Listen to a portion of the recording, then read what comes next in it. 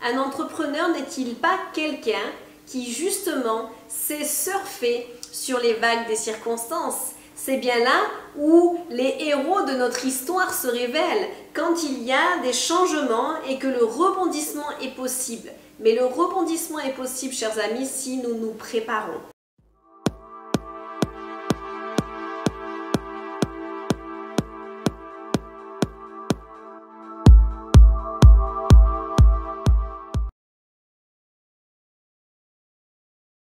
Bonjour à tous, j'espère que vous allez bien. Je suis Audrey Potiez-Renard, consultante formatrice en communication et management de projet. J'accompagne depuis plusieurs années des institutions, des fédérations, des associations, des structures à qualifier leur communication et à structurer leurs projets.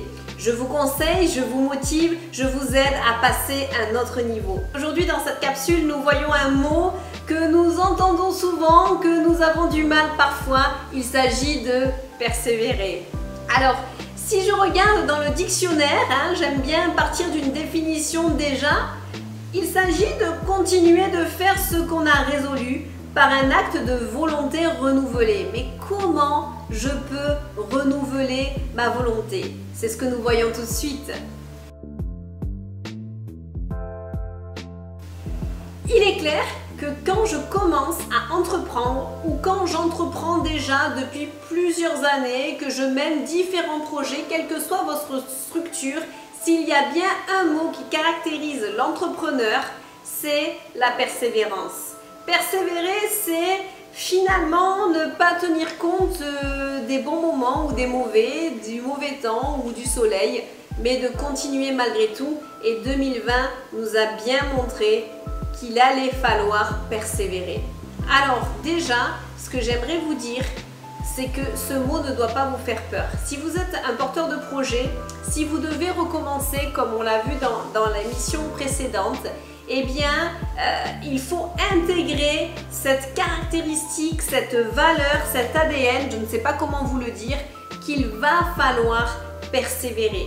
Et comment je persévère, comment j'anticipe finalement les mauvais temps, les circonstances qui ne sont pas forcément au top, eh bien je me prépare. Premièrement, pour persévérer, je dois dessiner mon I have a dream. C'est moi qui aime bien l'appeler comme ça. Vous connaissez Martin Luther King et vous connaissez certainement ce fameux discours que nous retrouvons aujourd'hui partout, peut-être en poster, peut-être en fond d'écran, peu importe. I have a dream. C'est cette directive, cette direction. Quel est votre I have a dream? Quelle est votre grande image? Quel est ce pourquoi vous vous levez le matin et ce pourquoi vous voulez persévérer jusqu'à la fin? Quelle est cette grande image, ce dessin? Et je vous encourage clairement à le faire. Cela peut être un discours rédigé comme une espèce de mémo, comme une espèce de manifeste. Quel est votre manifeste pour l'avenir? Qu'est-ce que vous voulez transmettre à vos enfants, à vos clients, à vos salariés? Oui, mais j'ai pas de salariés. Oui, peut-être aujourd'hui, mais demain.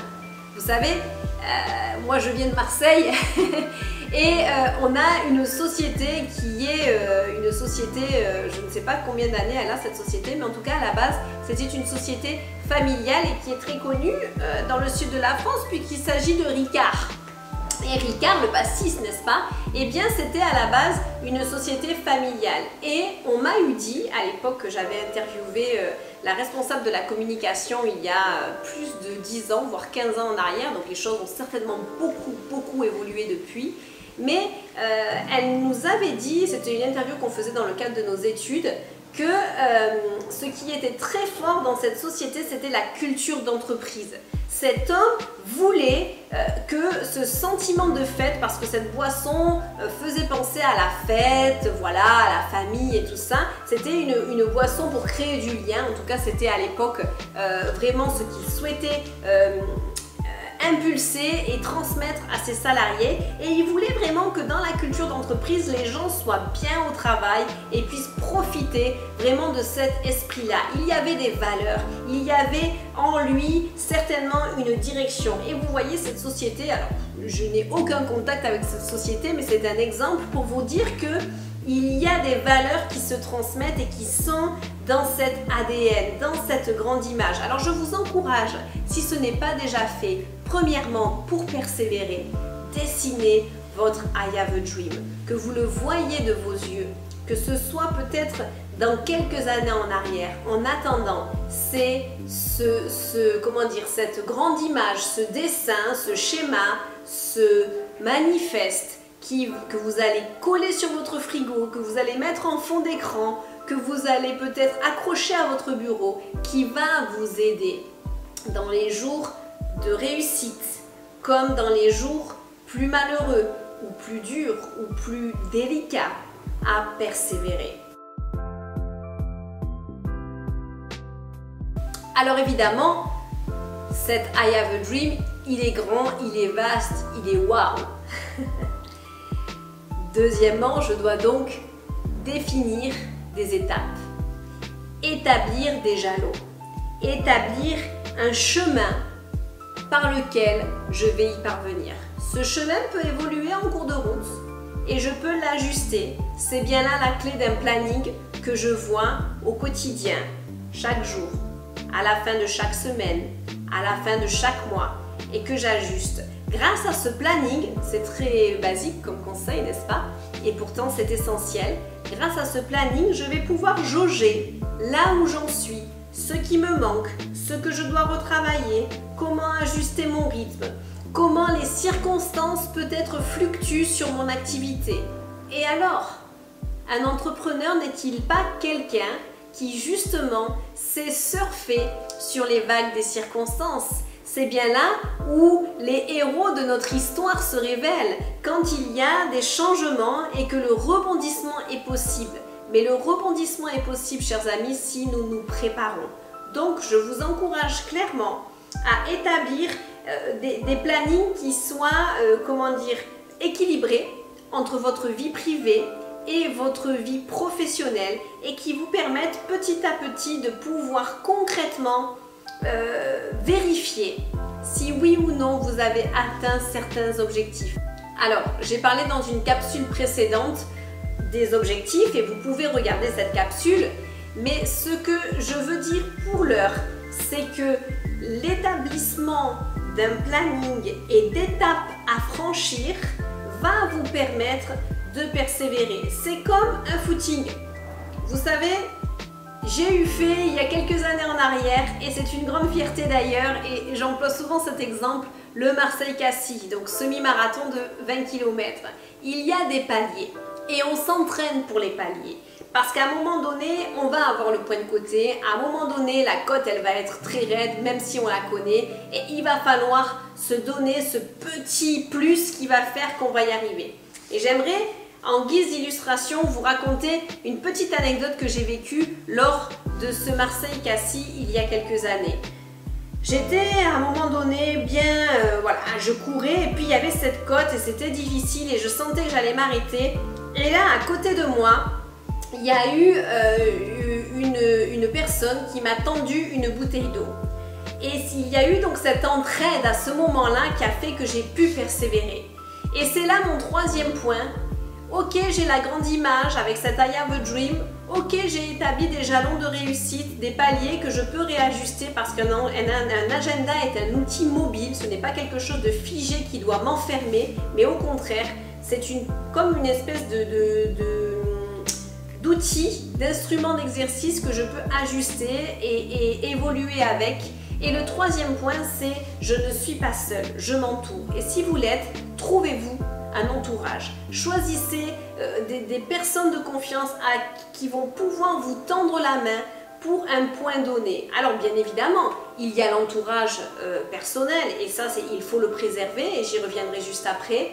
Mais là, je vous parle de certains mentors, coachs, conseillers, peu importe, collaborateurs, co-entrepreneurs, qu'importe comment vous voulez les appeler, mais vous pouvez très bien établir des relations de confiance et vous challenger, dire où vous en êtes et partager justement quand c'est plus difficile.